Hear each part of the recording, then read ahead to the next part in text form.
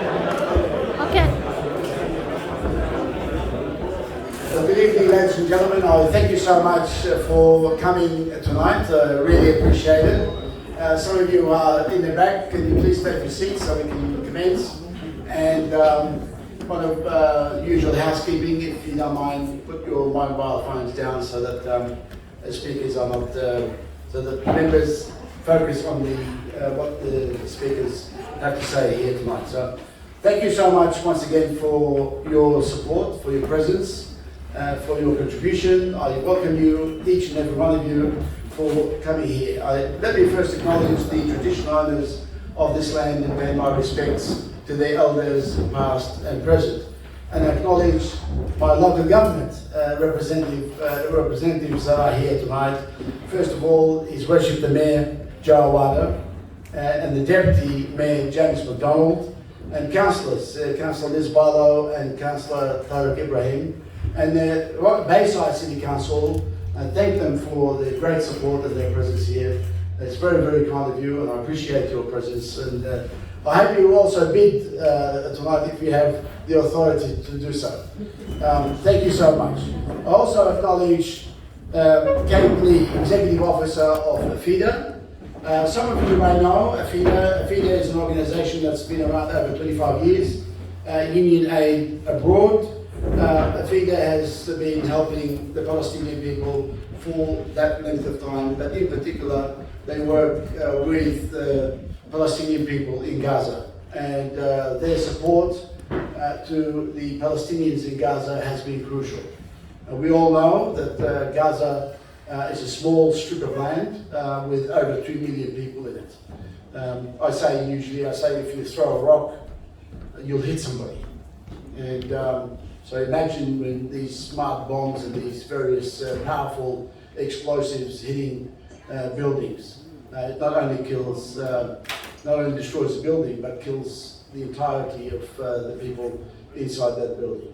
And we've seen in recent times, in the last attack on Gaza, one of 4 in 14 years, where the bombs don't actually hit the buildings, but they actually hit the base of the buildings, so that the entire building is collapsed. So it's designed for maximum death. And that is terrible. That is what we call war crimes. And that's what we saw. And that's why there's so many died in 11 days. Over 200 people, 60 kids, over 1,000 Palestinians maimed, and more suffered. I'll read one statement from one of the women in Gaza.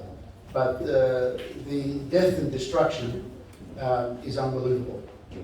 And the other thing I want to say is that these weapons that they test, they use, then they sell, and they say field tested.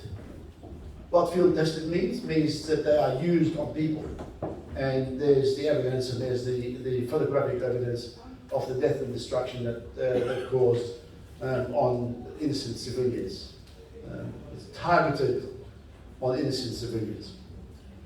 So I want to acknowledge FIDA for being here. I want to acknowledge my friend Ken Davis for his great work. He's also been passionate about the rights of the Palestinians and helping them wherever they are, and his presence here is also greatly acknowledged. I want to acknowledge Dr. Anthony Pun. Dr. Anthony Pun from the Australian Chinese community. He will say a few words later on, but he's a dear friend with a few of his colleagues that are here with us. He will make a brief comments of solidarity with the Palestinian people, and I thank him on short notice to be here and to say a few words. I thank our Arab media. Arabic community media is always there for us. Wherever we go, the coverage is just incredible. And their presence here also is wonderful. I won't mention names, so I don't fall in the traps of forgetting people, but their presence, as you can see around you, the presence of so many community leaders.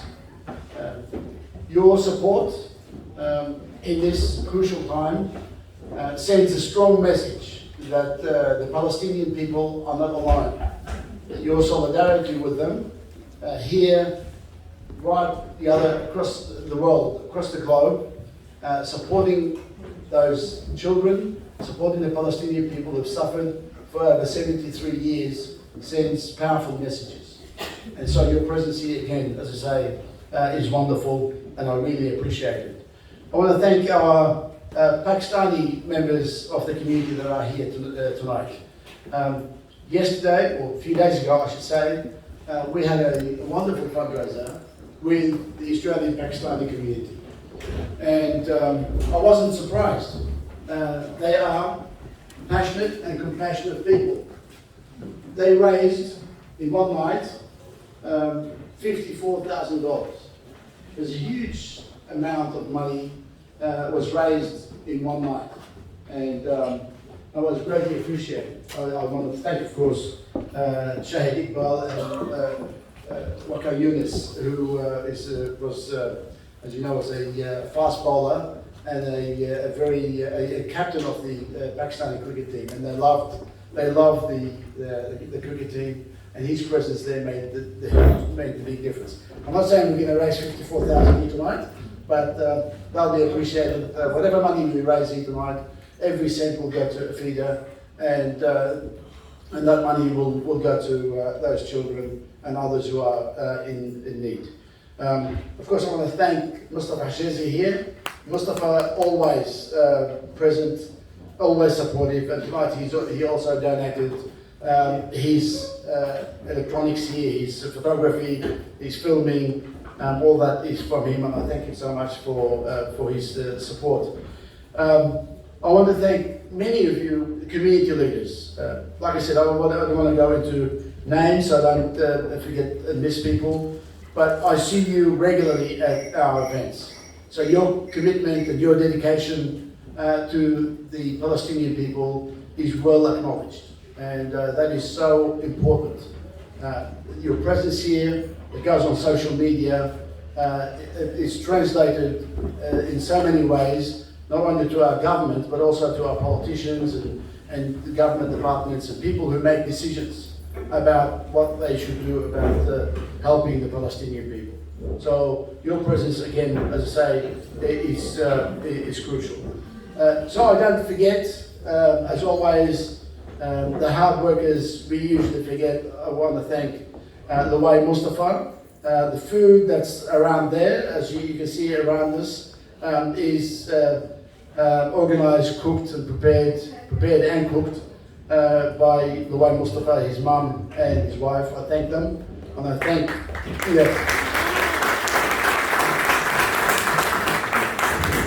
I want to thank Khalil Sheber and Nabiha Miski for also helping here tonight. Before I pass on to the first speaker, I wish to read you a note from Nadia Siyan. It's a glimpse of what Gaza's 2 million people, 2 million Palestinians live under.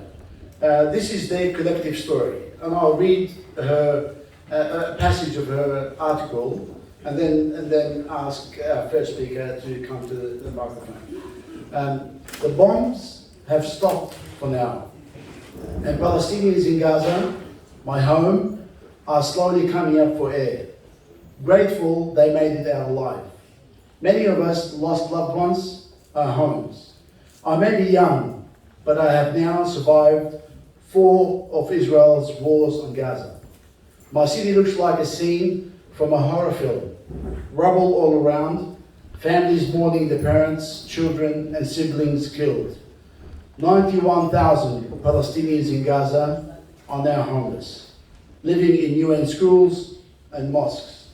Roads, clinics and apartments and office buildings were wiped out entirely.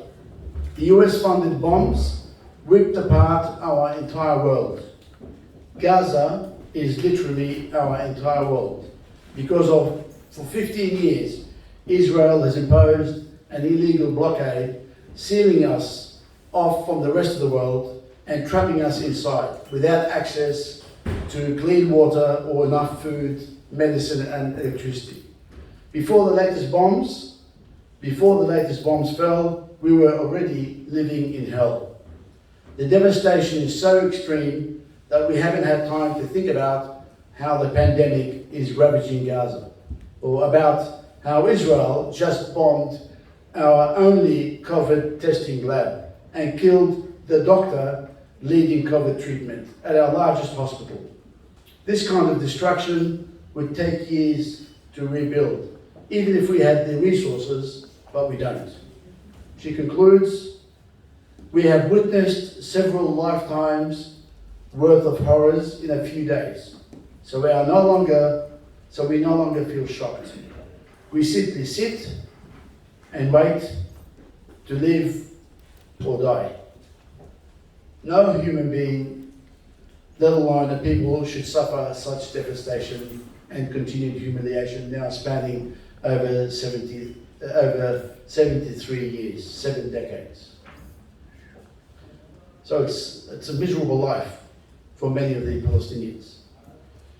And that's why your support here make it a little bit easier for their children who have psychological injuries, psychological damage for the last 14, 15 years, trapped inside the world's biggest open air prison is not a life that you would wish it on any people. And so once again, I thank you for being here. Now I have the great pleasure in welcoming to the stage, calling to the stage, Mr. Abdul Qadir Karanur. I'll just tell you a little bit about him before he comes forward. Yeah, thank you. Mr.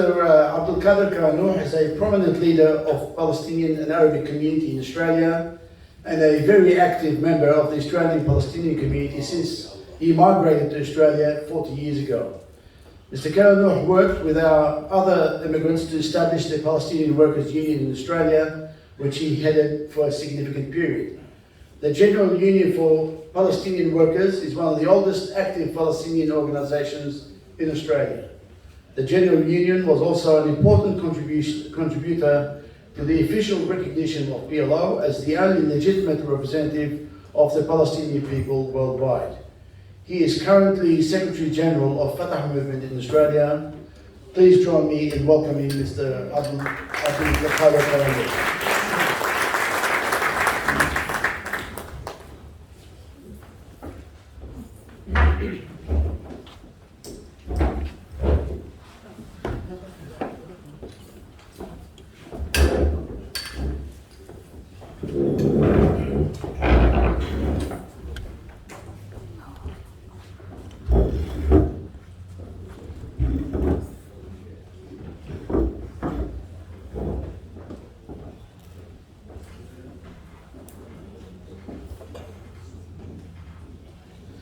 السلام عليكم.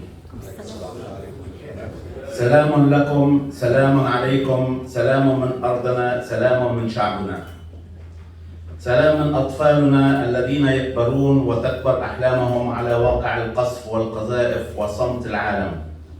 سلام لكم وأنتم تناصرون الحق وتقاومون الباطل باسم فلسطين وقضايانا العادلة. أتقدم منكم فردا فردا بالشكر والعرفان على ما تقومون به من دعم مشرف لشعبنا الفلسطيني الذي يعاني من جرائم الاحتلال الصهيوني. أقول لكم أن هذا الدعم سيسجل لكم في كتب التاريخ وسوف يحفظه شعبنا لكم بكل شبوه وكبرياء. أيها الحضور الكريم، في هذا المقام يشرفني أن أؤكد لكم أننا وإياكم في خندق واحد خدمة القضايا العادلة والإنسانية والحرية والعدالة. نحن وإياكم على نفس الدرب، سائرون حتى تحقيق الحرية والاستقلال لشعبنا الفلسطيني وكل شعوب الأرض. نحن وإياكم سنمضي سويا نحو تحقيق الأهداف المرجوة وطنيا، وعلى رأسها قضية القدس عاصمة فلسطين الأبدية، والتي لم ولن نتنازل عنها حتى لو استمر الصراع 1000 عام. المجد لكم لجهودكم الوطنية الشريفة. رحم الله شهداء فلسطين، والشفاء للجرحى، والحرية للأسرى الأبطال. عاشت فلسطين، عاشت وحدة شعبنا، والسلام عليكم ورحمة الله وبركاته.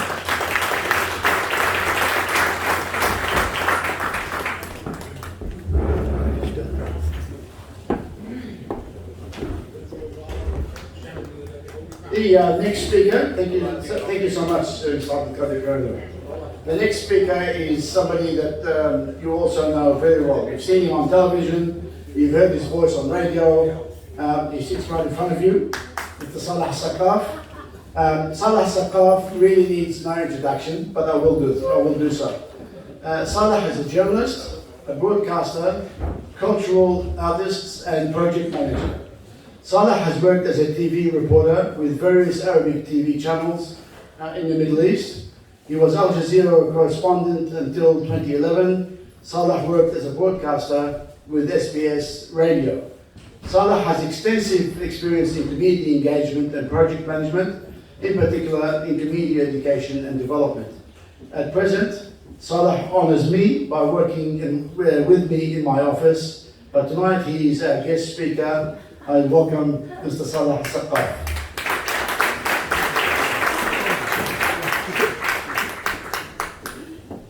Shukran, Honorable Shaukat Muslimani. He's my boss. Firstly, I pay my respect to the traditional owners of this land. It will be their land. And I hope this message reach the Israeli and respect the Palestinian land.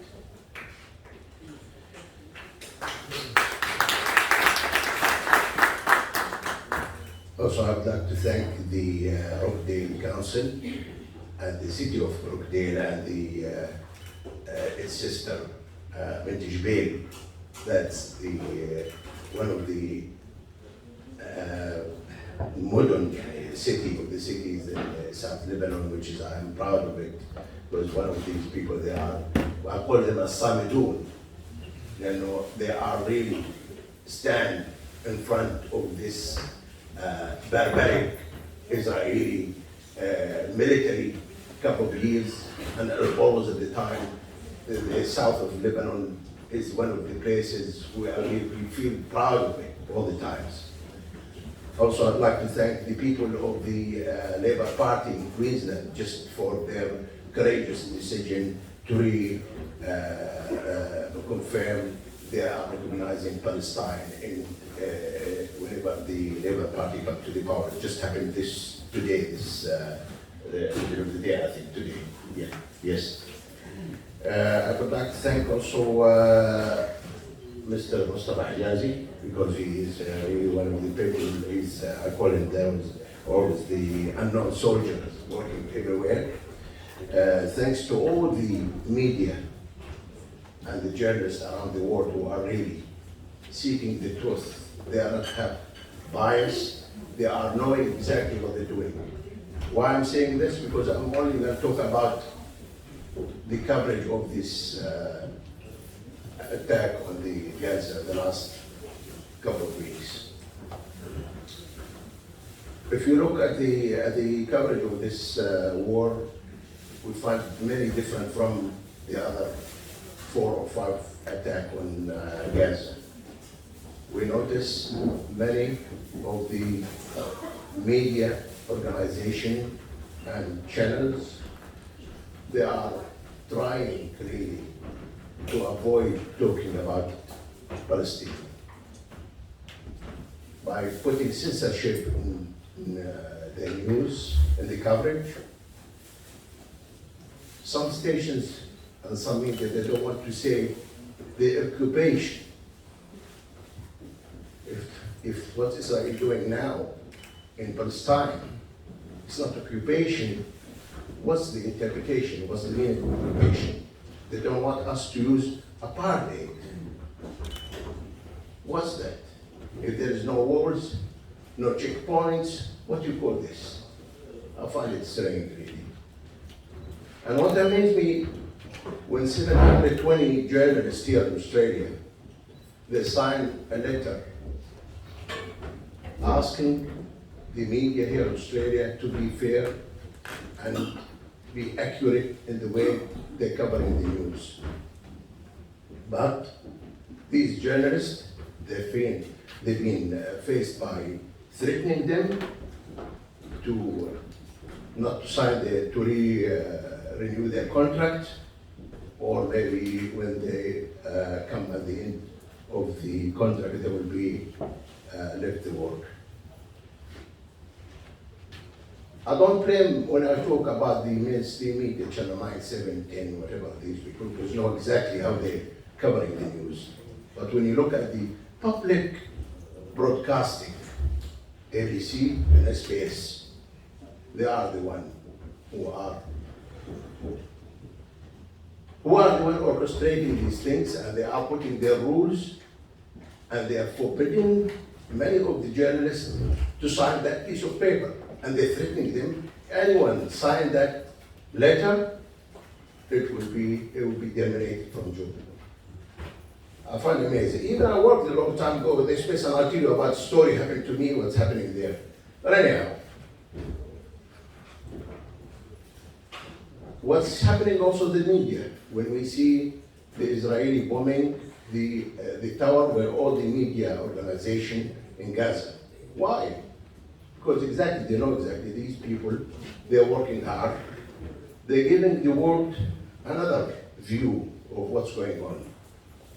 We're not going to rely on the CNN or some CBS or whatever these news around the world, which they are only showing us a couple of missiles being dropped in some of the towns in Israel or there, and they say, oh, well, this is what's happening there. But they ignore to show the people, to show the kids, to show the women who've been killed in Gaza. And that's why they bombed the tower of the Gaza, where all the Al Jazeera and some American agency working there, and many channels. They don't want these people to see. And yesterday we witnessed also when the Israeli occupier, they arrested Jivar al-Buderi. She's a journalist for Al Jazeera, because she's covering the Sheikh Jarrah. They don't want the people to see what's going on.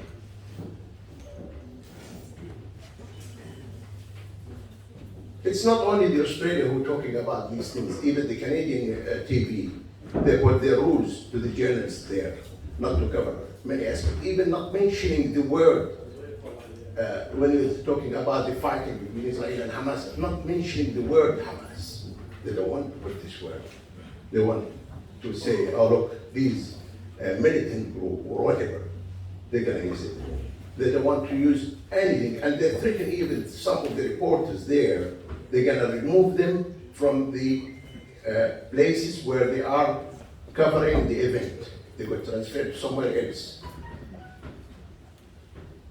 I tell you something, this system of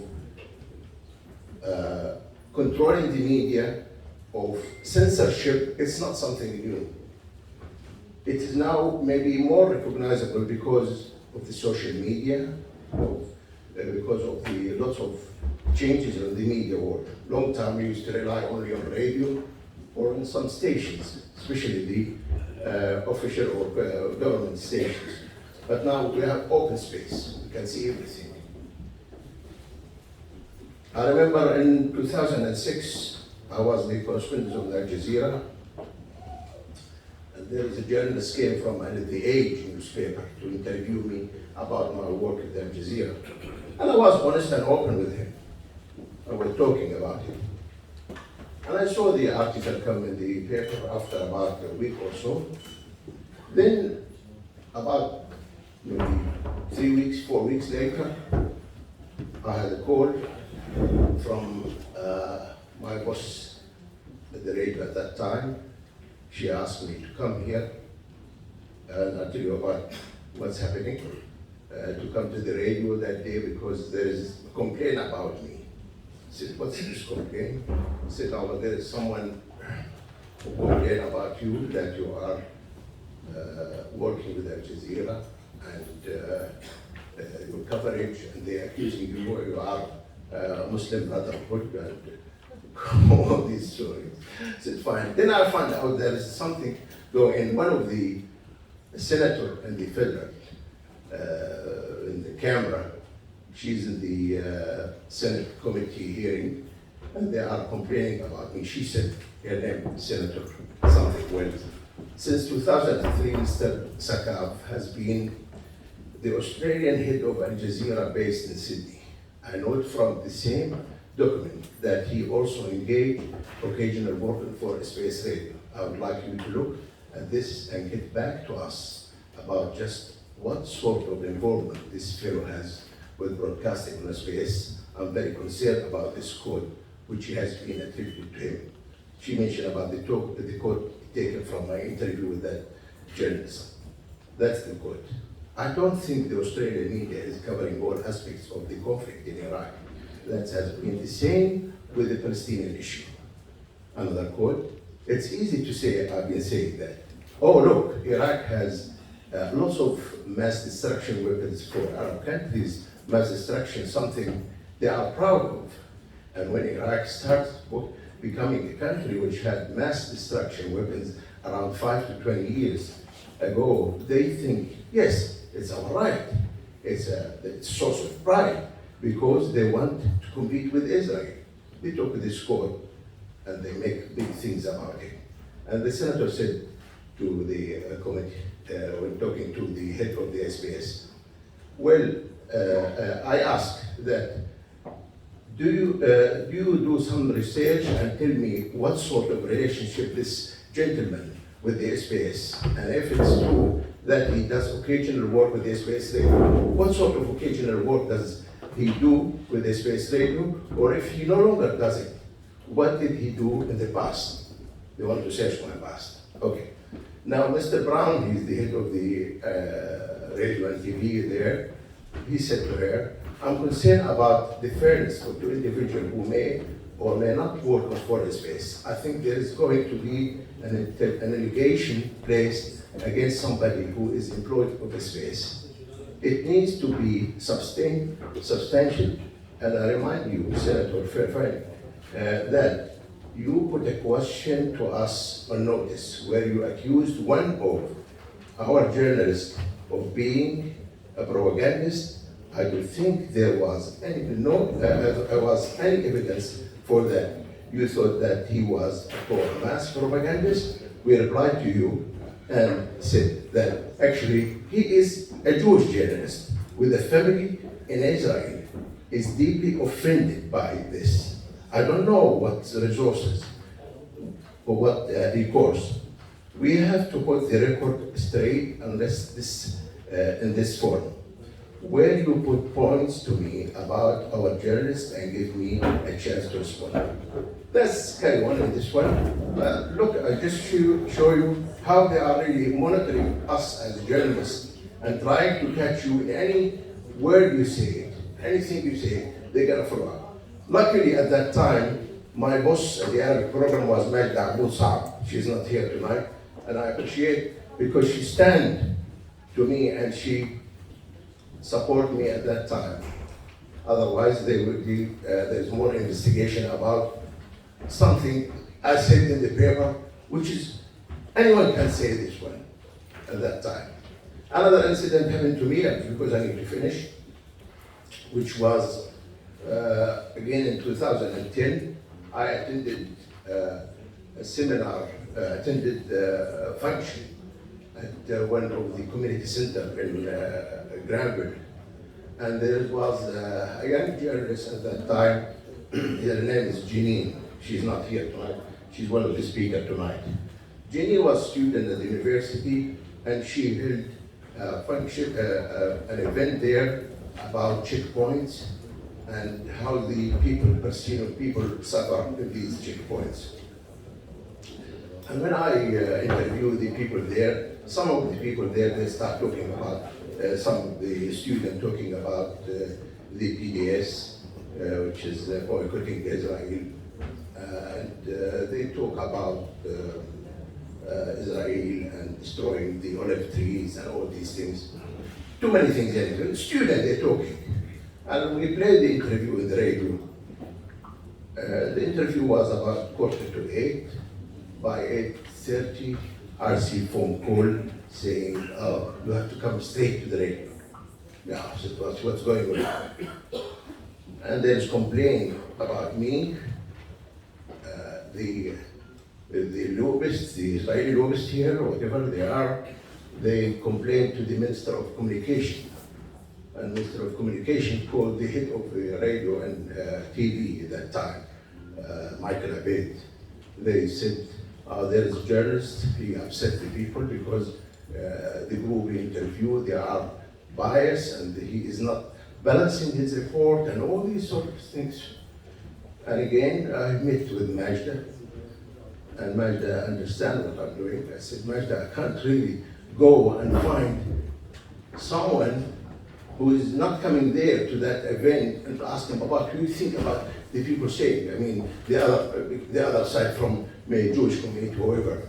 I'm not going to go there. So I said, I understand that here. I said, no, we are doing this radio, and these people, if I meet people in the street and they're saying their opinion, I can't really find somebody else to go and say, oh, what do you think about what they said? Anyhow, I have to have a big argument with the management there. We have to translate the whole things, the whole 15 minutes about what these students say and what's saying, and they want to find out why I'm doing this one, and if I'm joining any party or any group, and it's just it's a lengthy discussion for about 2-3 days. No. At the end, the management said, what do you want? I said, I will have to really to do another interview. Someone else, you should really think about it. I said, I'm not going to do anything. Anyhow, we ended up, we find someone who is moderate from the other side to talk to him. We put 15 questions for them and said, here's the question you have to answer. Anyhow, we squeezed them in a couple of the questions, and we managed to put 15 minutes, exactly the same as 15 minutes with us. But that's why I'm just telling you about, this is something that's not new about the censorship, about what you can say, you can't say. This is something really been long time going on, but now it's more clear because with the social media going on, because of many of the young journalists, they are not silent. And I respect all the bosses who really could stand for their management there, whoever they are working, and stand to, look, we can't really just put our head on the sand and say, oh look, sorry, we can't say this one. We have to be clear about it. And I think this is one of the role of the public broadcasting, to not taking side with people, not to try really to avoid or cover things which it's a clear what's right, what's wrong. But I'm hoping from this war we learn lesson, and we hope that this media bias and taking side to be over, hopefully. That's what I'm hoping, and thank you for listening for me.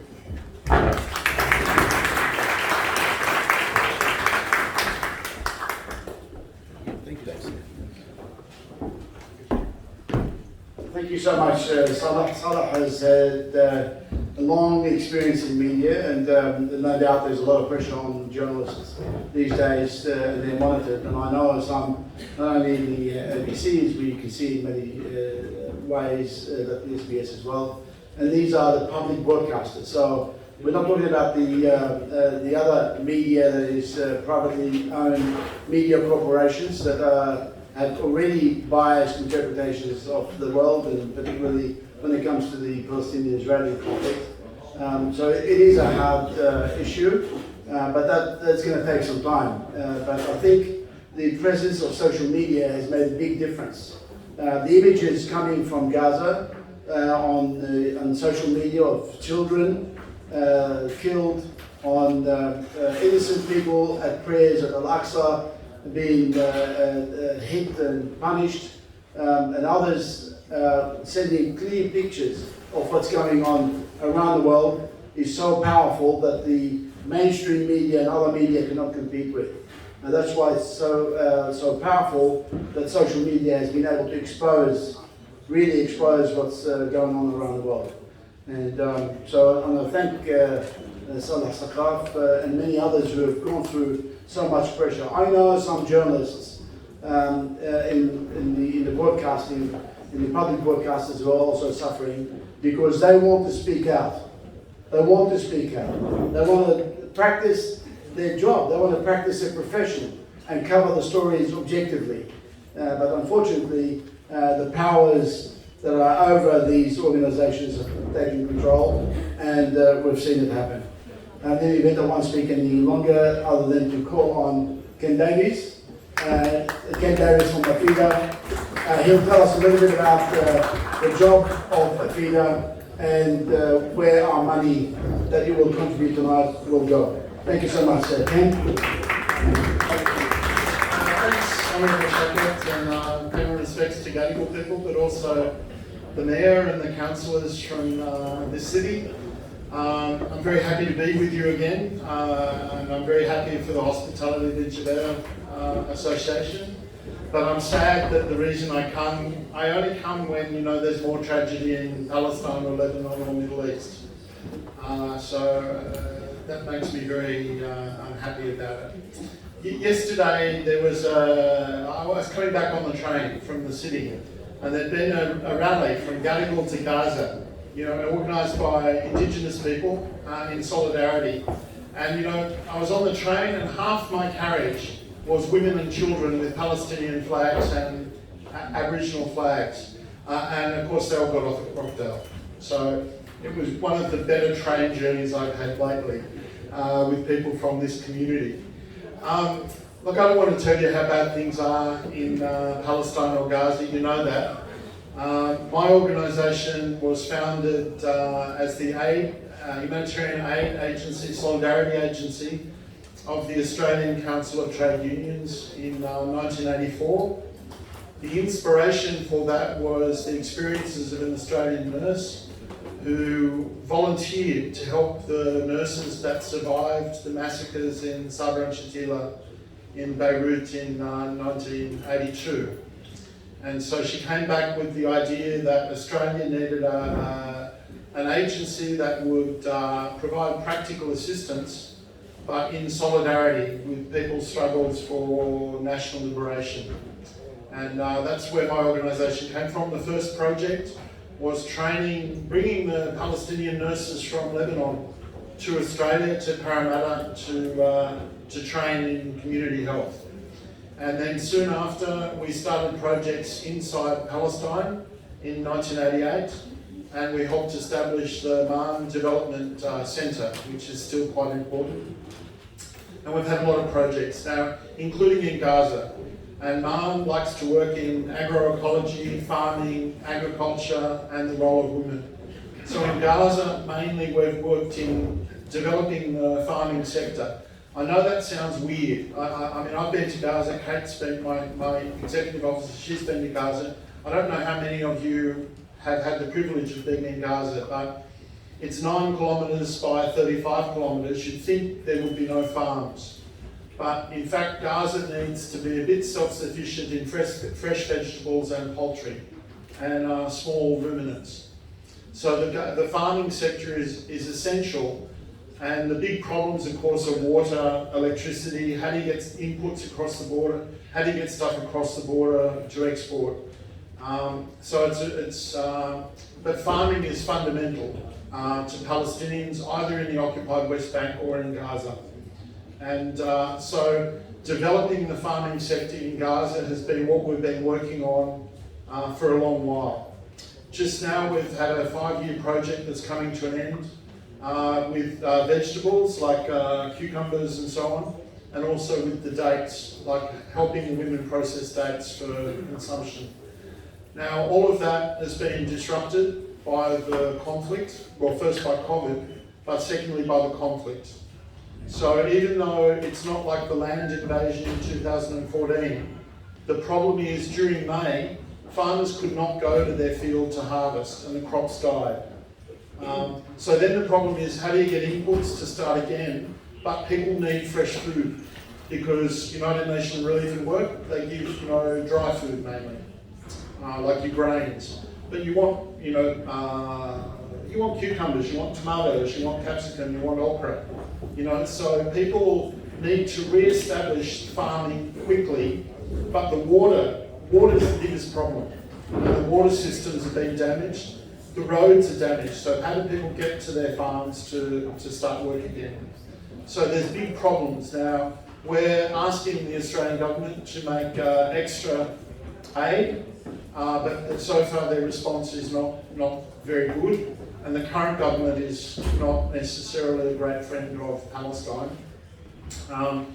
But we're also, the appeal that we've got and the work that Shakir and others have done, like with the Pakistani community and with yourselves, It will enable us to help with emergency assistance for, there's maybe almost 100,000 people were temporarily homeless, and more than, I think around 15,000 people have permanently lost their homes. So those people are in a very, very vulnerable situation. And as you know, COVID has been not well controlled in Gaza. They don't have a lot of vaccines. And the war has created a situation where responding to COVID is much harder. So there's an enormous amount of need for emergency assistance. And I'm sorry that when I come to bitch about association, it's usually I'm sort of saying, we need money for Palestine. But that's where we're up to now. I want to end on a positive note, like Shakir did. I think the last month has seen a big change in consciousness around the world. In Australia, in Jewish communities here and in America even. I think the isolation of I don't know what you want to say, the people in Washington that are, causing this trouble is much greater. The world has changed a lot in the last couple of years. And what's really changed, and we saw it on the 18th of May, there was a national general strike of Palestinians inside 1948, in West Bank, in Jerusalem, in Gaza, and to some extent in Jordan and Lebanon. And so there's a complete, when I talk to my colleagues in Gaza or in Jerusalem or West Bank, what they're saying is there's a very different feeling. They don't feel defeated. They feel that something's happened about restoring a very solid consciousness, a national consciousness, that all of them are Palestinians, whether they're in Nazareth or whether they're in Gaza. And if Israel thinks they can move Gaza into Egypt, I don't think that's going to happen.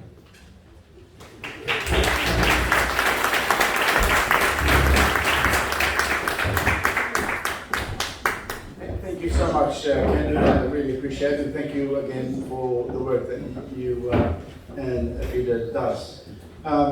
We've now got one more short speech, and then a couple of auctioneers, a couple of auction items.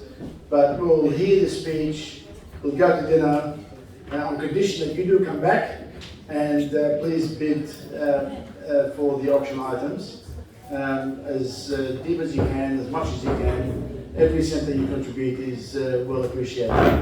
Our final speaker, there were two speakers. Janine Khalek was supposed to be here. She's a journalist from the Australian, now no longer working with the Australian, but because she's related to Neil Kadumi, who passed away, and may God bless his soul, he passed away, Allah yarhamah, she was unable to make it tonight. So we have with us Dr. Pun to say a few words, then we'll break for dinner, and then we'll come back for the auction. Dr. Pun.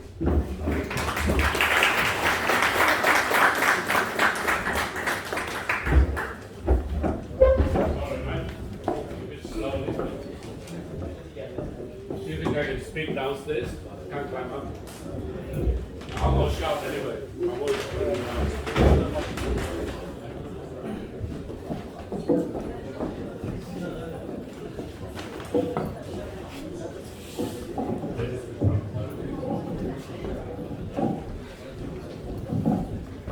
The Honourable Shafir Muslim Nossi, distinguished guests, community leaders, big brothers and small brothers, Sorry, Muslim. little sisters, Salam alaikum. Alaikum salam. I come here as an Australian to support fellow Australians, particularly those coming from Palestinian and the other oppressed part of the world out there. I just want to say something. There is a change of geopolitics. We should be able to see something better coming to the Middle East. There won't be one big hand covering the sky and nobody knows what's going on. The social media has proven that you cannot hide everything. I would dare say, if the West is so keen on talking about human rights, let me say this, it is human rights to grant Palestinian a homeland.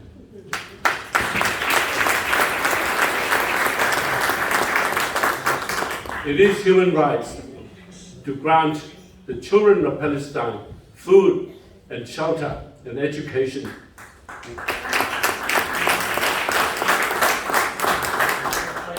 It's also human right that people should live in peace. I'm not saying that people should go away. I would say this, which I made a comment in Sydney Morning Herald. If we can give Israeli a homeland in 1948 where the world have got compassion for them, I want the world to turn the compassion to Palestinians the same way as they did for the Israelis. Give them a homeland, give them compassion, let them stay in peace, let both free states work together to prosperity and peace forever and a day. No more killing, no more wars. I hate to see children die for nothing. And I would say this, as an ethnic Chinese, I'm glad that the Chinese government is supporting Palestinians, which I'm very glad they did, because I have no say what they want to do. But at least I would say I'm happy that they've chosen the right path, right? To make sure that we live in this world as brothers in peace all the time. So I would say to you, ladies and gentlemen, let's have optimism in this world that Allah or God, whatever you believe, will make it right for all of us. Peace on earth. Thank you very much.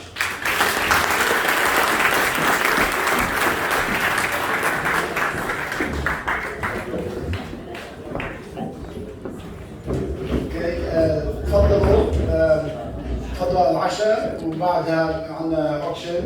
عندنا الاخ محمد الصفصافي راح يوكشن كم قطعه، وبعدها في توم كوبي كمان قطعتين للاوكشن. تفضلوا على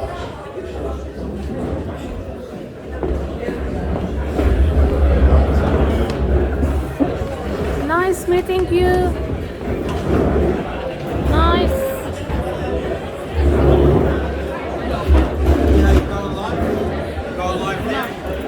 On YouTube. On YouTube. Put Nabiha Haddara on YouTube. هلا.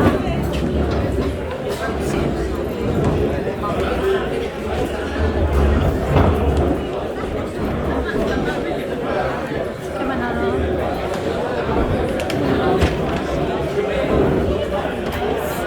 هاي كويني صحتين صحتين صحتين صحتين صحتين صحتين صحتين. ونراكم هذه الإيفنت إلى فندرايزر لفلسطين. يتذكرون معكم وكلهم يفكرون بكم. أنتم لستم لوحدكم، كل الناس تفكر في هذا. كما نرى الناس هنا بدأوا، وبعد ذلك سوف يتم التبرع من أجل أهل غزة. شكرا سيناتور، شكرا كل العاملين والمساعدين من أجل دعم هذا الحفل. إلى اللقاء إن شاء الله مع موعد قريب مع احتفال آخر. وشكرا سيناتور شوكت مسلماني لكل ما تفعله من أجل أبناء الجاليات العربية. شكرا لكم، وهذا نلتقي. هذا أمر مشغرة معنا الآن. كلمة قبل الانتهاء. نصر لفلسطين ولشعب فلسطين أينما كانوا ب48 وب67 وبغزة وفي الشتات وفي المخيمات. هل هناك أمل إن شاء الله بعد كم سنة خلص ترجع فلسطين؟ إذا الشعب يوما أراد الحياة فلا بد أن يستجيب القدر.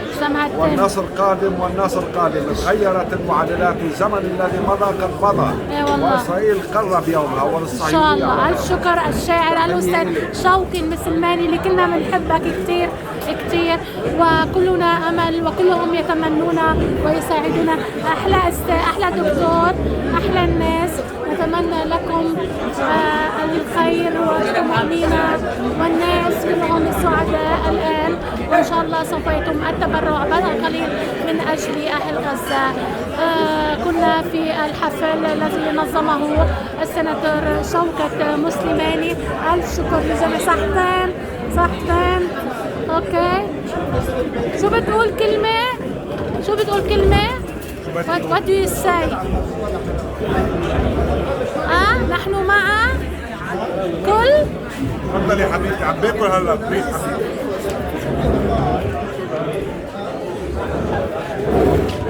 روحوا